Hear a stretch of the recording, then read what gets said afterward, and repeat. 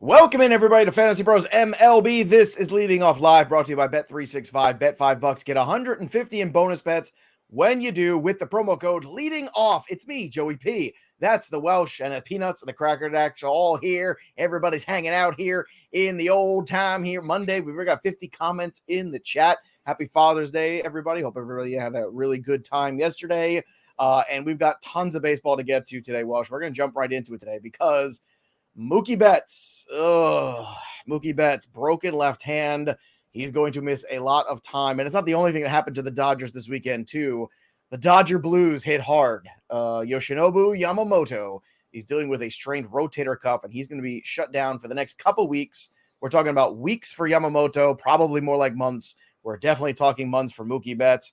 The Dodgers took a big ass kicking in the last 48 hours. And now the momentum has changed significantly in the betting landscape, too. Harper and Ohtani become prohibitive favorites for that award. Betts has faded into the background. So, Welsh, let's unpack everything here because the suitcase is full. Yeah, a little bit. It's a little bit. The ass kicking is really interesting, too, because, like, looking at today's matchup, you've got Paxton, who loves to just get obliterated in an inning, going up against like a Rockies team in division with Cal Quantrill, who's been their best pitcher. If they start cascading this even more, they're going to be faced with you have two options at this point. You continue throwing out these young guys, which good for them. They've got plenty of them. A lot of people were curious about Gavin Stone. Gavin Stone's been pitching really well. Clayton Kershaw's kind of looming with Yamamoto out for however long it's going to be. This kind of assures a little bit more Gavin Stone. We're also going to get Bobby Miller. But on the offensive side, Miguel Vargas would be someone we go and look at. Is he going to get more time? So they can play with their internal toys, or they can go and shop. Unfortunately, you can't shop at Toys R Us anymore, but you can get online. They can get online and they can start looking for other people's toys and being aggressive in the market, because the West is kind of wide open if you think about it. The Diamondbacks are obliterated with different injuries. I was over at the Diamondbacks this weekend, by the way, get to see Gallen throw. Their rotation at the complex was better than the major leagues. Gallen was there. Kelly was there. Eduardo was there. Blake Walston was there. And I talked to Eduardo. He was going for an MRI after throwing. My point is Padres are not running away with this. The Diamondbacks are not running away with this. This division is still within being held. So the Dodgers are going to have to make an aggressive play. The fantasy options internally, I tend to think, are not going to be it. So they're going to have to get out into the trade market. And what does that look? Muncy hasn't come back still yet hurt. Too. So the Dodgers right now, like that lineup change is dynamic, right? We know that. We know that filling Mookie Betts' shoes is it's like Acuna. You're just not doing it. It's just not happening. So it is a very, very frustrating situation here.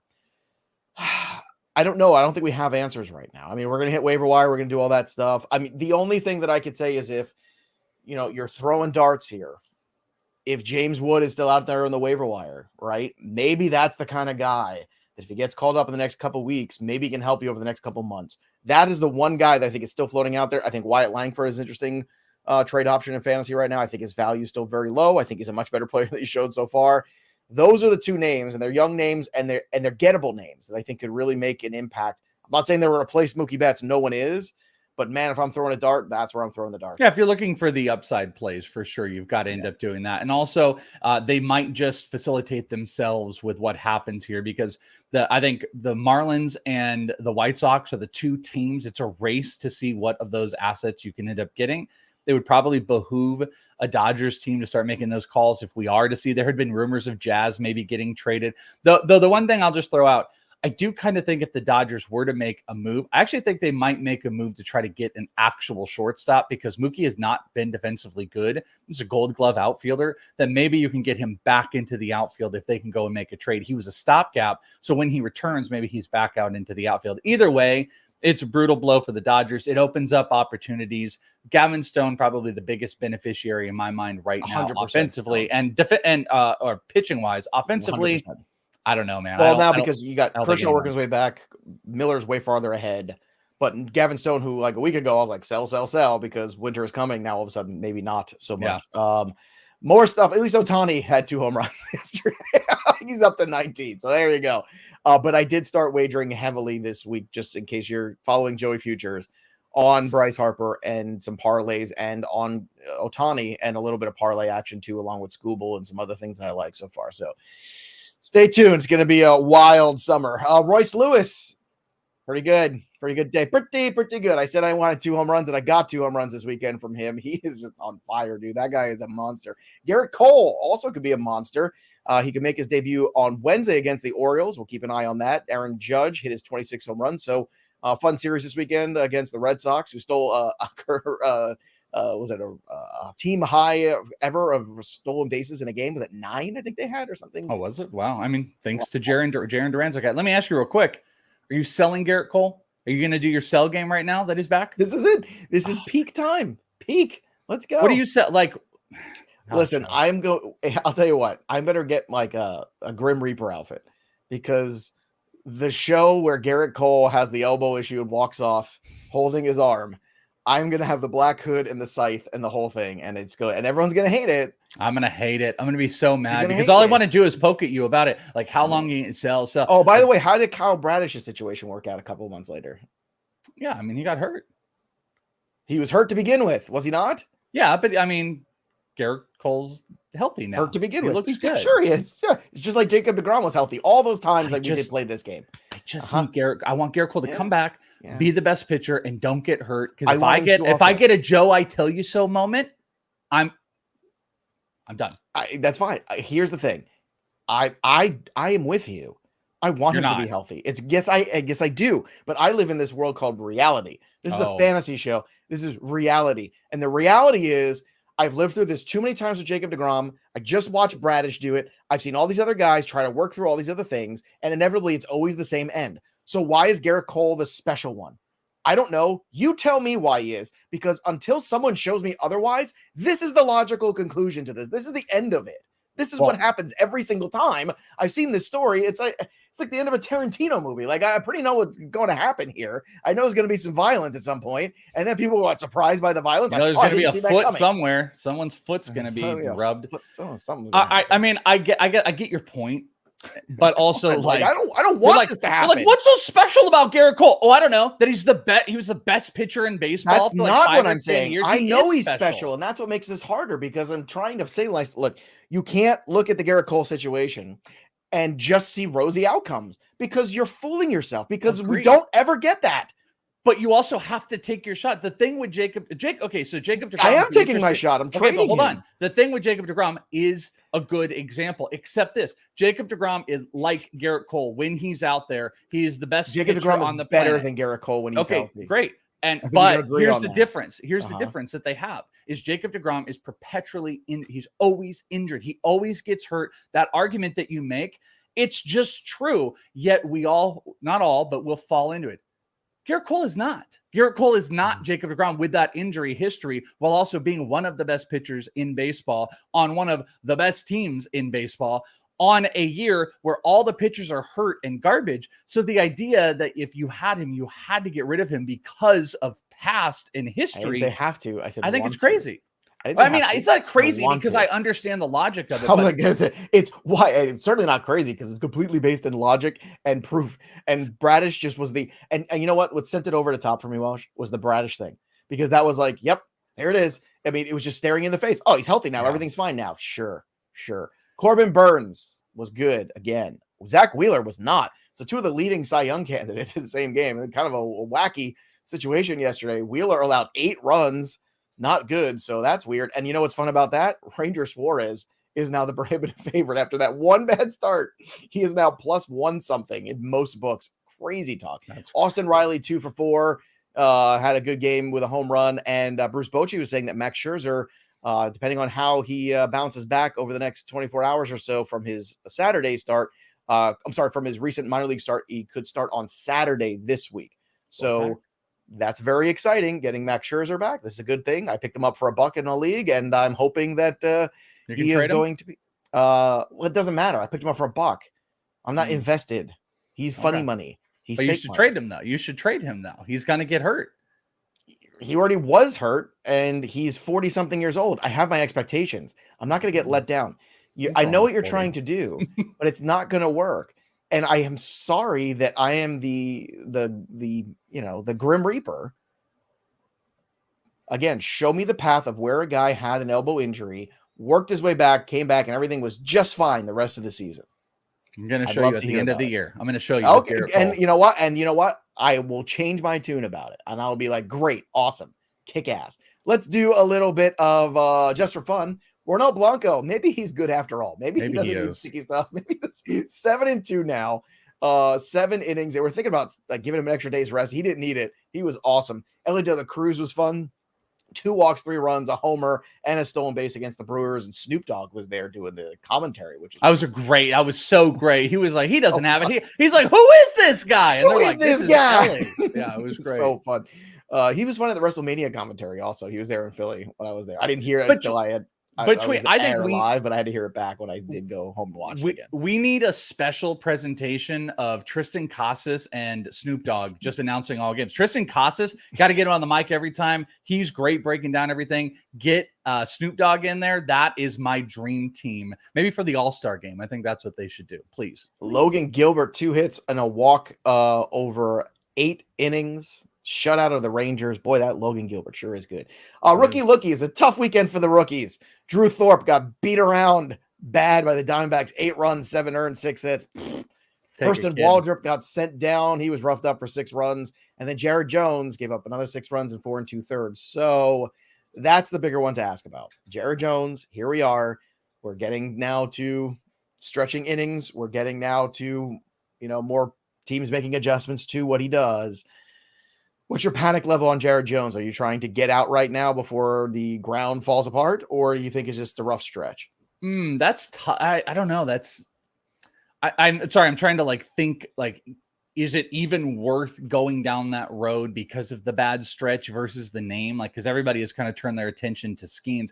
The answer would be I am worried about Jared Jones. His strikeout numbers, they've dropped, and he's been a lot less efficient. I mean, I'm looking here, 6.3, 6.2, 5.7, 4. Those were the last run. He's been really inconsistent on that front.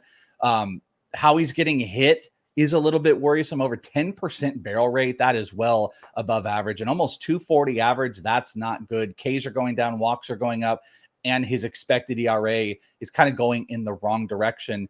I still think he's fine. If I could trade him to some semblance of what Jared Jones was before, I probably would, because if you think of inning caps that are going to come up, this team winning and his results going down, we're not going in the best direction for Jared Jones. Also, from an expected standpoint, fastballs are to be hit even more than what he's giving up right now. So yeah, I think it's kind of, I'm out on Jared Jones. If given the opportunity to kind of move off of him, I don't know how he's going to stabilize. Again, he's probably like a 30, SP 30, 35, something like that in the world, maybe 40. So if you can sell him for higher, I would. In redraft, I would consider it strongly. You find that. Yeah, in redraft. All this was redraft, by the way. Yeah, absolutely. So look, it's going to be a tough road there with him. Again, now we're in this spot, and I know Heel was good on Friday again. I'm just waiting, Welsh. I hope Heel can be like the exception to the rule. And I know sometimes that happens, but I just can't imagine. Why am I defending so many Yankees? You have put me in a corner where I'm like, oh, Garrett Cole, oh, Luis Heel. I'm like I don't like the Yankees. I'm a West Coast guy, but I am so defending of the Yankees. I'm a CM Punk guy. That's why, because I like the chaos. Because I mean, again. Is there a good track record of guys who have never thrown 100 innings of Major League Baseball going past the 100-inning mark and being really good? Not much. Without having some issues, whether performance-wise or some other issues potentially in terms of fatigue or some other things or injury. But that's okay, because there's always trades. And today, it's time to talk some trades with Joey P and the Welsh for Week 13. Welsh has got some names to buy low, to sell high, and certainly some moves need to be made because there was a lot of change and a lot of big things happening on the injury front this weekend. So, Welsh, let's help the people with making some moves. All right. As we move trades here to into the in show, I am trading away a player, and it is one of the more obvious one. It's actually kind of a Joey P argument as well. I am trading away Minnesota Twins shortstop Carlos Correa. He's hitting .308 on the year. He's got 8 homers. He's been on a nice hit spree, by the way. He's had multi-hit games in 8 of his last 11 games. It's been absurd, but he's also got a pretty inflated 351 BABIP. It's about 40 points higher than his actual career marker. and no other big changes in his hitting profile. So that's kind of the big thing too. Like, oh, did he start doing this or that? No, he really didn't. He's striking out a little bit less, which is good, but he's giving up a little bit, or he's hitting a little bit more soft contact, a little bit less on the ground.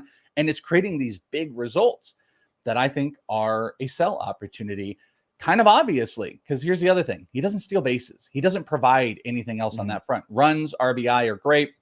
He's kind of being sandwiched in with Royce Lewis. So if somebody is in the market for a shortstop, I mean, God, if the Twins weren't good, Carlos Correa to the Dodgers would make real sense. But in a fantasy perspective, I would move off if someone is buying Carlos Correa, because I don't buy the hitting profile maintaining to an elite level, and he's injury prone. Like, he's going to get hurt. This is what happens for him. So that's your argument, Joe. I give that to you. I got a couple others. I mean, Carlos Correa, certainly we have a very long injury list of the and it's funny, he's in the show sheet too, because he's one of the 3 ups this weekend. He's been great. He had a 5 for 5 night last week. I mean, the guy's just been hitting there in the cover off the ball. But you're right. I mean, that's not going to last. The 351 BABIP is going to come down, but also we've learned the hard way with Carlos Correa. Like, you cannot expect a long, sustained, healthy run. Forget productive, just healthy run for Carlos Correa. What about trading for? Are there a couple guys you want to trade for right now? Yeah, I've got a hitter and a couple pitchers. I'm trading for Cubs outfielder Seiya Suzuki. On the year, it's been fine. 267, 8 homers, 5 stolen bases. But since June 1st, it's hitting 292, and he's gotten 3 homers and 3 of those stolen bases in that period of time, that short period of time. His hard hit numbers, they're way up this year. It's around 53% hard hit, which is top 5 percentile in the league. He's also got career high barrel numbers. And here's kind of the thesis around that in general. The summer ball should start flying. Baseball, they're going to wheel in those totally not, manufactured and altered baseballs that they totally don't do in every other series the New York people like to talk about. But the summer ball is going to start traveling. And with that, give me high barrel and high hard hit numbers for Seiya Suzuki. I actually think we might be in for a big run upcoming here soon. And he's just kind of like middle of the pack, I think. I don't think anyone has hard feelings one way or another. So I think I'd buy for him. This is an interesting one because you actually just traded away this guy. I also think there's a case where you could say this is the sell. I think this guy is literally buy or sell. I'm going to go on the buy side. Padres Michael King, who we've talked a bunch about. Since June 1st, an 11K per 9, a 1.5 ERA. His year numbers, they're pretty good, but homers have been killing him. He gave up 8 home runs at the start of the year to April 28th, 8 of those home runs. But since May, he's given up only 3 home runs, and he's given up none this month over 3 starts. His K numbers are rising. 5 of his last 7 starts, he's got 6 strikeouts or more. And he also has this weird split thing going on. He's got like a 3 ERA on the road and an over 4 at home. But San Diego's a hitter-friendly environment. So I actually think that's something that could even out really well. You could look at all those things and say, oh, I got to get out from Michael King because he's been inconsistent. He has. But we've seen some big strikeout numbers, and I think the split will work out. And then the last one, just going to throw out Eric Fetty to everybody. You obviously know his numbers have been really solid. I don't think his rank has moved a whole bunch because he's a White Sox. Eric Fetty is getting traded. And he's going to go to a team where all of that White Sox-ness is going to bathe off of him. He's going to shower himself of it. And he'll be a Brave or a Philly or a Dodger or someone that gets wins. So now you take all those good starts with some of those big strikeout performances and more run support. Then all of a sudden, I think Fetty goes from this irreverent starting pitcher that no one like really thinks about, streamer-ish, to maybe being like a top 3, SP3, something like that, inside the top 30. So I think it's a great time to go and buy on Eric Fetty. So those are my guys, buying Michael King, Eric Fetty, Seiya Suzuki, and I'm getting out from Carlos Correa. That was Talking Trades with Joey P and the Welsh for week 13. Make sure you head over to FantasyPros.com to check out all the buy low, sell high articles we got going up this week too. Always a lot of content on that front to help you make trades. And of course, use the tools over at Fantasy Pros as well. Sync your leagues for free and use the Trade Analyzer and Trade Finder tools to make sure you can get the best deals out there for your fantasy baseball squad. All right, Welsh, let's do a little 3 up and 3 down. Cutter Crawford, 9 Ks yesterday. Carlos Correa, 3 for 5 with two home runs. And Tyler Glasnow, who I think is going to get real into this Cy Young conversation now. Like, he's in the top 3, but I think we're going to see that big push, man. big push, 9Ks for him. So as long as Ohtani and Glasnow stay together here, I think the fort will be held down. We'll see how it goes. 3 down. Chris Paddock hit hard again. 5 runs, 5 hits, 2 in a third inning. So we talked about his splits too last week, but he's so weird this year. Very weird. He could just rattle off this incredible start, maybe a rough first inning, and then do nothing for 4, and then he'll just get blown apart. He's the epitome of a streamer for everybody, especially a 10-team league streamer. That's the guy. Play the splits on Chris Paddock. Yeah, but I mean, God, 8 ERA and then a 2-something ERA. I mean, that's it's weird. drastic. That was coming into this weekend starts. Dylan Cease, what happened? 3 2/3, 7 earned runs against the Mets. Buy. Mets? What? Yeah. If Joe's worried, buy him. I'm not worried. I'm annoyed. How could it be bad against the Mets? And Kenta Maeda, Welsh, was not great against the Astros. 4 runs, 5 hits, and 5 innings of work there. Injuries. Corbin Carroll. Apparently he's going for an MRI. I mean, just when things were starting to get good, here it is again. I mean, the batting average was up in June. Things were going well. I know the power is still lagging behind, but the thing about him was he saw the walks and the strikeouts even, which to me was the biggest indicator that Carroll was starting to turn things around. Like, okay, look, we're walking more. We're not striking out as much. Things are going in the right direction. And then he has this issue with the ribs. Now we'll see what the results are of that. He says it's not that serious. So, okay. But you know what? What have we talked about this entire year? Bat speed correlate to oblique and rib injuries. He has one of the fastest swings and shortest swings in baseball. I actually think part of it, I did this huge breakdown on ITL on him, where you could see one of the biggest things was like, obviously just the top of the zone gets attacked. He had like a 20+ launch angle on the higher upper of the zone. Everything else was trash. It was just like 5 degrees or negative, that I think he had finally just come to terms with what he needed to do and how he was going to attack the zone and not going to be able to get the ball up in the air. So that's why you were seeing lots of doubles in contact, but that swing looked bad. It looked everything people worry about with the shoulder. I think this is definitely going to be something that's going to hold him back and zaps the power. And it's the worst time. He's going to go in the IL. I mean, I hope he doesn't, but again, maybe I'm just doom and gloom today. Jerry, are the Mets winning a streak, sucking fans back in again? Not this fan. Not this fan. Again, I've been down that road before. Trey Turner, though, good news for him. He is coming back, activating him soon off the injured list here. Just became William Shatner, by the way. You're like, I can't believe Trey Turner's back already. He was running at 100%. The MLB script is in, by the way. As soon as they take away a couple stars, they're like, all right, guys, make sure we get one back. So we got Turner back. Anthony Rizzo was removed yesterday, had a right wrist injury. Steven Matz is working his way back too, struck out 5 in a rehab start. Max Muncy, we mentioned earlier, still that progress is really slow from that oblique. And things are still not progressing at all, which is not good for the Dodgers. And William Contreras being evaluated for a concussion. Brian Wu is going to be back on Wednesday for the Guardians. Josh Young is going to have a rehab assignment appearance at AAA. Yesterday it started, actually, so hopefully another couple games we'll get him back maybe this weekend, maybe sooner, who knows. Justin Verlander said he's going to be back this week against the White Sox, and Jason Dominguez went on the IL, but nobody knows for what. Well, they said there's going to be an announcement, I think today, that's really bad when they do that, the MRIs and stuff. This doesn't sound good at all that they're going to do like press conference about it. It's not good. What happened? But they said they didn't say anything why. Don't they have to say why when they put him on the IL? Then they're going to do a press conference. It's going to be something horrible. It's the worst. Whatever the worst is, it's going to be that. He's going to be out for the year. Everything is the worst today. Well, that's a shame. Yeah, you're rubbing off on me. I'm in a bad mood now. I was in a good mood when I woke up. I'm sorry. Like, the Cole thing is a Cole thing. And look, I'm trying to help everybody.